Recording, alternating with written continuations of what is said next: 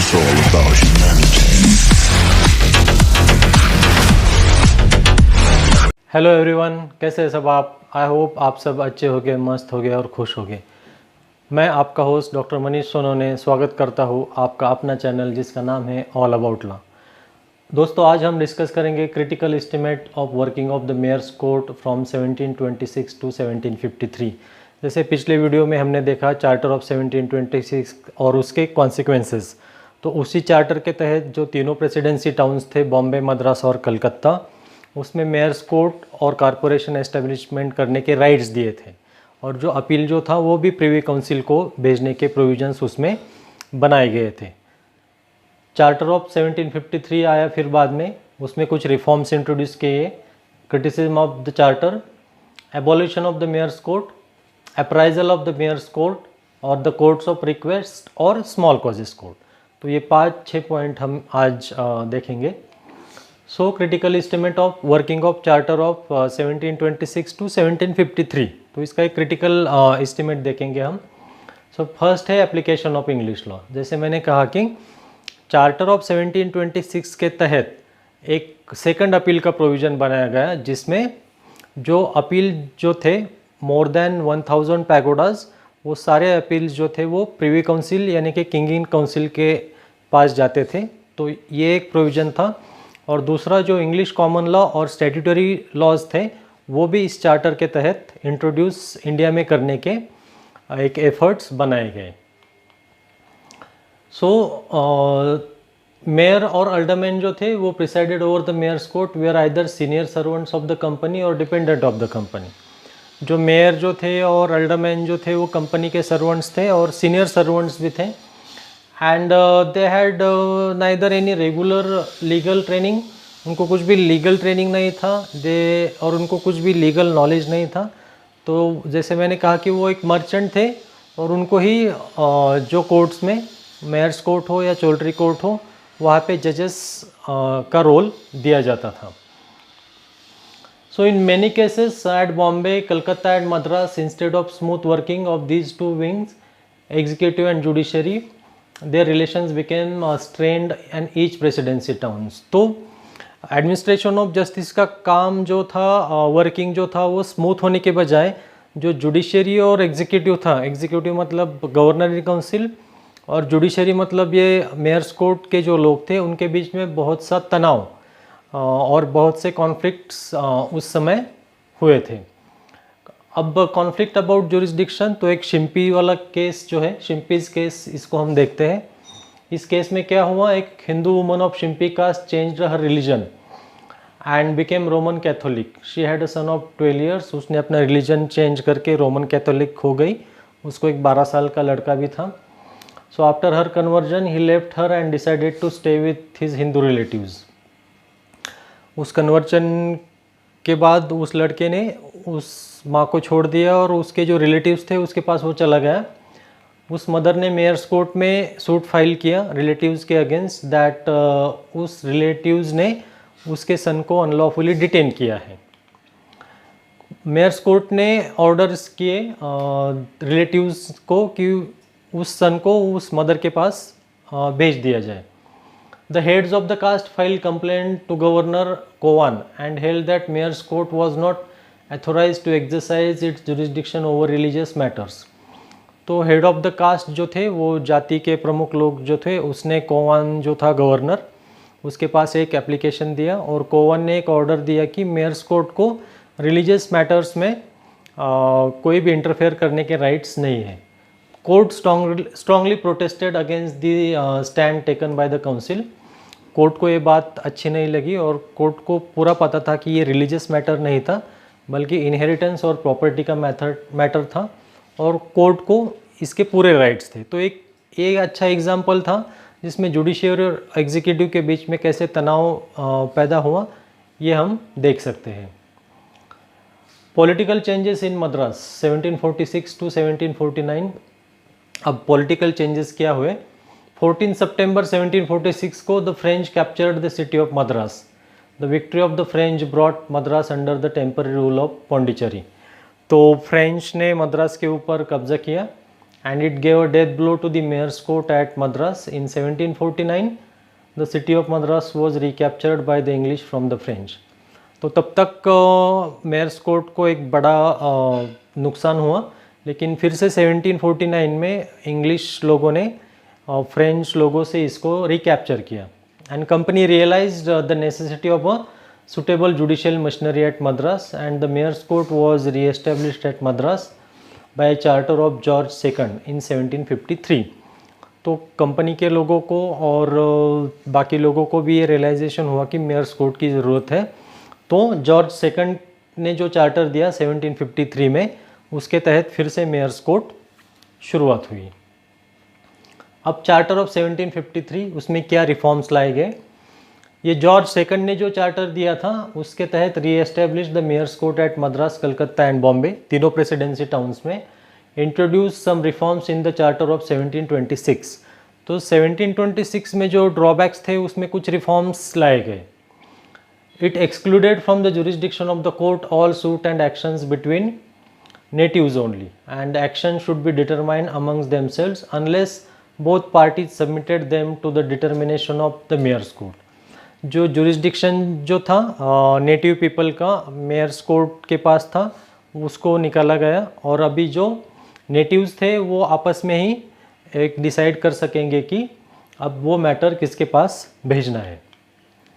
So it mades the mayor's court subordinate to the government of the company, making certain changes in the constitution which made the mayor's court government's nominee. तो इसके तहत Myers court का जो एक status था वो थोड़ा सा एक सबऑर्डिनेट हो गया कंपनी से.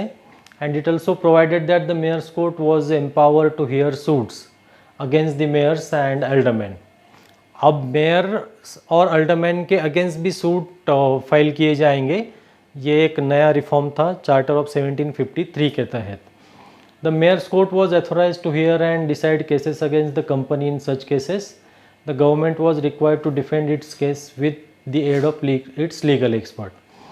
मेयर्स कोर्ट को ये अथॉरिटी भी दी गई कि कंपनी के लोगों के खिलाफ भी वो केसेस अब एंटरटेन या दाखिल कर सकेगा. The charter also created a court of request at each presidency town of Bombay, Calcutta and Madras. तो ये चार्टर का एक नया डेवलपमेंट था. उस डेवलपमेंट के तहत जो कोर्ट ऑफ रिक्वेस्ट जो था वो तीनों प्रेसिडेंसी टाउन्स में इस्टेब्लिश किया जाएगा to decide civil cases involving a sum not exceeding 5 pagodas. जहाँ पे 5 पैगोडाज का सूट वैल्यू है उतना ही उसको जुरिस्डिक्शन दिया गया है. एंड ये गरीब लोगों को जो था एक स्पीडी जस्टिस देने के लिए कोर्ट ऑफ रिक्वेस्ट इस्टेब्लिश किया गया था. Court establish by the charter. अब इस चार्टर के तहत, चार्टर ऑफ 1753 के तहत कौन से कोर्ट्स बनाए गए. तो 1753 में कोर्ट ऑफ रिक्वेस्ट आया to hear civil suits up to 5 pagodas. Mayor's court था to hear civil suits for more than 5 pagodas for each presidency towns. Court of president and council to act as justices of peace, यानी कि criminal jurisdiction. The king in council, that is the privy council. Highest court of appeal to hear appeal from the court of president and council where the value of suit is more than 1000 pagodas. तो 4 court थे, court of request, mayor's court, court of president and council and the king in council, that is the privy council. लेकिन जो conflict था judiciary और executive के बीच में, जो 1726 के चार्टर में भी हमें दिखाई दिया, शिम्पीज केस में भी वो दिखाई दिया, वो कंटिन्यू रहा. The new mayor's court at Madras found it difficult to escape from its own tradition of conflicts. तो इसमें बहुत सारे चेंजेस भी बनाए गए. लेकिन जो चार्टर ऑफ 1753 जो था वो एक इम्पोर्टेंट था, क्योंकि एग्जीक्यूटिव्स अपर हैंड जो था वो इस चार्टर ने कायम किया. एग्जीक्यूटिव मतलब जो कंपनी का काउंसिल था उसको एक मेन राइट्स दिए गए. एंड जुडिशियल मशीनरी मोर और less branch of the companies executive. जो जुडिशियल मशीनरी थी वो एक सबऑर्डिनेट ब्रांच थी. इसका दूसरा जो ड्रॉबैक था वो जजेस इग्नोरेंट ऑफ लॉ. जो भी जजेस थे इन चारों कोर्ट में, चाहे वो कोर्ट ऑफ रिक्वेस्ट हो, मेयर्स कोर्ट हो, गवर्नर इन काउंसिल हो, तो दे वर इग्नोरेंट ऑफ लॉ, इनको लॉ का कुछ भी इतना एक्सपर्टाइज नहीं था, ट्रेनिंग नहीं थी। दे वर नॉट लॉयर, बैरिस्टर और जजेस जैसे इंग्लैंड में थे। इंडेफिनेट जुरिस्डिक्शन इसका फिक्स नहीं था कि कौन से कोर्ट को कितना जुरिस्डिक्शन होना चाहिए, and the position was not clear about the cases arising beyond such area. Expensive appeals, जैसे मैंने कहा कि जो अपील का प्रोविज़न था वो भी बहुत बड़ा एक्सपेंसिव था। अगर आपको इंग्लैंड जाना है तो बहुत बड़ा खर्चा आता था उस दिनों में, लेकिन जो ज़मींदार थे, बड़े लोग थे, वही वो अपील इसको अफोर्ड कर सकते थे। और इसका सबसे बड़ा ड्रॉबैक था exclusion of Indians. So mayor's court practically excluded Indians from having any share in the administration of justice in India. यहाँ पे भी बहुत सारे पढ़े लिखे लोग थे, लॉयर थे, लेकिन उनको इसमें कोई भी रोल प्ले करने का मौका नहीं मिला। अब धीरे धीरे जो मेयर्स कोर्ट थे वो कैसे एबॉलिश होते चले गए। पहले कलकत्ता में ये एबॉलिश हुआ। So the defective state of judicial affairs continued for some time till the House of Commons appointed a committee of secretary in 1772, and the mayor's court always considered the zamindars court encroached on its jurisdiction।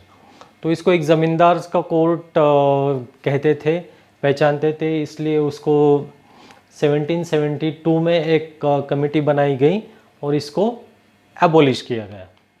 Madras में इसको कैसे abolish किया गया?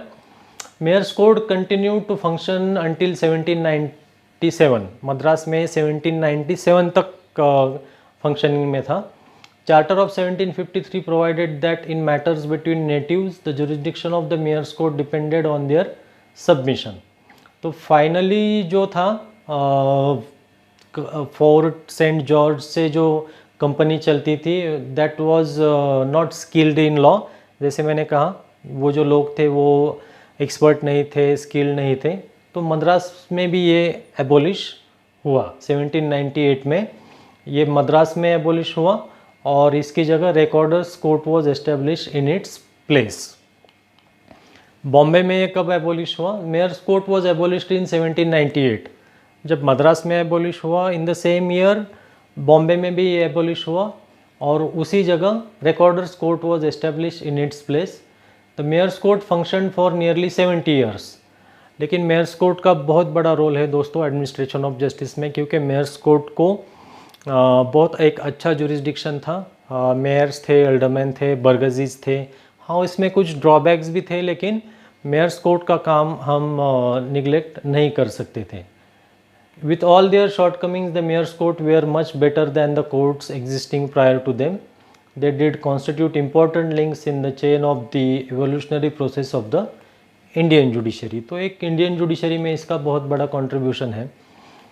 अब appraisal of the mayor's court under charter of 1726 and 1753। अब दोनों charter के तहत 1726 के तहत और 1753 के तहत जो मेयर्स कोर्ट थे तीनों प्रेसिडेंसीज में, इसका क्या एक अप्राइजल एस्टिमेट हम कर सकते हैं? तो ये हम कह सकते हैं कि मेयर्स कोर्ट मोर और less a branch of company's executive government, वो तो हमने देखा। And persons presiding over the courts were selected from amongst the junior servant. तो जो लोग मेयर्स कोर्ट में आते थे वो जूनियर सर्वेंट से ही चुने जाते थे। जजेस became tool in the hands of the executive. जो गवर्नर और काउंसिल थे वही मेयर्स कोर्ट के जजेस चुनते थे। इसलिए काउंसिल को लगता था कि ये हमको जो डिसीजन अच्छा लगे वही इन्होंने देना चाहिए। जजेस ऑफ द मेयर्स कोर्ट वे are always interested in expending their jurisdiction. लेकिन जजेस जो थे मेयर्स कोर्ट के, उनको हमेशा लगता था कि हमारा जुरिस्डिक्शन बढ़ना चाहिए, हमारा काम बढ़ना चाहिए, हमको जो अच्छा लगे वो डिसीजन हम दे सकते हैं। The mayor's court fail to exercise its control and administer justice according to the English law on all English people. And the Charter of 1753 clearly provided that the primary task of the Mayor's Court was to administer justice over His Majesty's subject। तो एक 1753 वाला charter जो था वो charter provide करता था कि mayor's court का जो प्राइमरी टास्क था वो हिज मैजेस्टीज सब्जेक्ट जो थे, किंग के जो कुछ लोग थे, उनके ऊपर उनका जुरिस्डिक्शन होना चाहिए। अब आता है कोर्ट ऑफ रिक्वेस्ट, उसे स्मॉल कॉज कोर्ट भी कहा जाता है। आज भी हमारे यहाँ स्मॉल कॉजेस कोर्ट है। तो इसकी एस्टेब्लिशमेंट कैसे हुई? By the charter of 1753 at Calcutta, Madras and Bombay to decide civil suits of small pecuniary amounts. छोटे छोटे जो पेक्यूनरी अमाउंट्स वाले केसेस हैं उसको हियर करने के लिए, उसको देखने के लिए कोर्ट ऑफ रिक्वेस्ट एस्टेब्लिशमेंट हुआ। To hear all civil suits involving sum up to 5 pagodas. जिस सूट की वैल्यू 5 पैगोडाज है वही केसेस अभी इस कोर्ट में सुने जाएंगे। The council were empowered to appoint the first commissioner to preside over the court of request in each presidency town. द काउंसिल को राइट मिला कि वो इस कोर्ट में भी जो कमिश्नर था उसको अपॉइंट कर सकता था। Charter of 1774 provided for the continuance of the court of request. Charter of 1753 के बाद आता है चार्टर ऑफ 1774, वो इस कोर्ट को कंटिन्यू करता है, but made subordinate to supreme court at Calcutta. The act of 1797 enlarged the monetary jurisdiction of the court of request to ₹80, and in 1802 it was enlarged to ₹100, and again in 1819 maximum limit was fixed at ₹400। सो कैसे 5 pagoda से लेके इसका जो monetary jurisdiction था वो ₹80, फिर 1802 में इसको ₹100 बनाया गया, फिर 1819 में इसको ₹400 तक इसका जुरिस्डिक्शन बढ़ाया। After the abolition of mayor's court and the recorder's court, the court of request were made subordinate to the supreme court in each presidency town. So जब तीनों प्रेसिडेंसी टाउन्स में सुप्रीम कोर्ट आए तो इन सभी court of request को supreme court का subordinate बनाया गया। In 1850 the courts of request were abolished in 3 presidency towns and in its place small cause courts were established. So finally 1850 में तीनों प्रेसिडेंसी टाउन्स के जो कोर्ट ऑफ रिक्वेस्ट थे उसको एबोलिश करके उनकी जगह स्मॉल कॉजेस कोर्ट्स की स्थापना की गई। The council in each presidency was authorized to appoint जजेस इन दीज कोर्ट्स। जो तीनों प्रेसिडेंसी टाउन्स के काउंसिल थे उनको राइट्स मिले कि वो इन तीनों कोर्ट में जजेस अपॉइंट कर सकते थे। Their jurisdiction was further extended to ₹500। जो पहले 400 रुपये था, ₹400 था, अब इसको ₹500 का जुरिस्डिक्शन बढ़ाया गया। And reserve any question of law और equity for the supreme court's opinion. So जहाँ पे 500 रुपये के ऊपर का वैल्यू था वहाँ पे सुप्रीम कोर्ट का ओपिनियन का इम्पोर्टेंस था। In 1864 the presidency towns small cause courts act was passed. एक एक्ट बनाया गया जिसका नाम था presidency towns small cause courts. उसका काम था जुरिस्डिक्शन को एक्सटेंड करना these courts to cases concerning the recovery of any डेप्ट और damage reward involving even more than ₹500 but not exceeding ₹1000। तो इस एक्ट के तहत जो रिकवरी ऑफ अमाउंट था 500 रुपये से लेके 1000 रुपये तक, उसका रिकवरी करना और उसके डैमेजेस को रिकवर करना इस एक्ट का काम था। और भी इसका एक अच्छा क्लॉज था कि एक्शन विच हैड अराइजन और the defendant at the time of bringing the action was dwelling or carrying on business or personally working for gain within the local limits of the court jurisdiction। so जो भी सारे litigants थे वो court jurisdiction के तहत उनको लाया गया। in cases exceeding 500 rupees in value the judges were directed to reserve doubtful questions of law for the opinion of the high court and to deliver judgment on the basis of that opinion। so जहाँ पे भी 500 रुपये के ऊपर का कुछ doubt था या कोई भी क्वेश्चन ऑफ लॉ था तो वो हाई कोर्ट के लिए उसको रिजर्व रखा जाता था। For working of small causes court in the existing judicial system of India and also to remove certain defects which came into limelight in its actual working a new presidency small cause courts act was passed in 1882। So पहले जो 1864 में presidency town small cause court act pass किया गया था, उसके बाद new presidency small cause court act was passed in 1882। तो this act repealed all prior enactments and constituted the small cause courts at the presidency towns at Bombay, Calcutta and Madras. So its act के तहत जो भी पहले प्रायर इनैक्टमेंट थे उन सबको repeal किया गया और जो तीनों प्रेसिडेंसी टाउन्स थे वहाँ पे स्मॉल कॉजेस कोर्ट के एस्टेब्लिशमेंट की प्रोविज़न बनाई गई। So mofussil small cause courts और provincial small cause courts were established in 1860। Mofussil मतलब जो तहसील लेवल पे स्मॉल कॉजेस कोर्ट की स्थापना की गई। The provincial small cause courts act was passed in 1887। It reconstituted the courts of small causes established beyond the local limits of the ordinary original civil jurisdiction of High Court of Judicature at Bengal, Madras and Bombay. So Provincial Small Cause Courts Act के तहत 1887 के तहत it reconstituted the entire courts of small causes which were established beyond the local limits, और जो High Court of Judicature था at Bengal, Madras and Bombay उसको यहाँ पे लाया गया। The object of the act of 1887 was to ensure the speedy administration of justice in small suits of pecuniary nature. एक speedy administration of justice जो pecuniary suits में लाना था वो इसका एक इम्पॉर्टेंट ऑब्जेक्ट था। And these courts were try in a summary manner, simple money suits not exceeding ₹500 in value. The small cause courts are courts of summary jurisdiction from which no appeal is allowed except in certain cases. So exceptional cases में ही appeal जो था वो जाता था। The contribution of court of small causes lies in fact that justice is administered without much delay and the parties get an early decision on the disputed matter, with the result that a petty litigation is saved from unduly and unnecessary situation. तो एक speedy justice देने का काम जो था वो एक small cause court ने किया। तो दोस्तों ये था court of request, small causes court.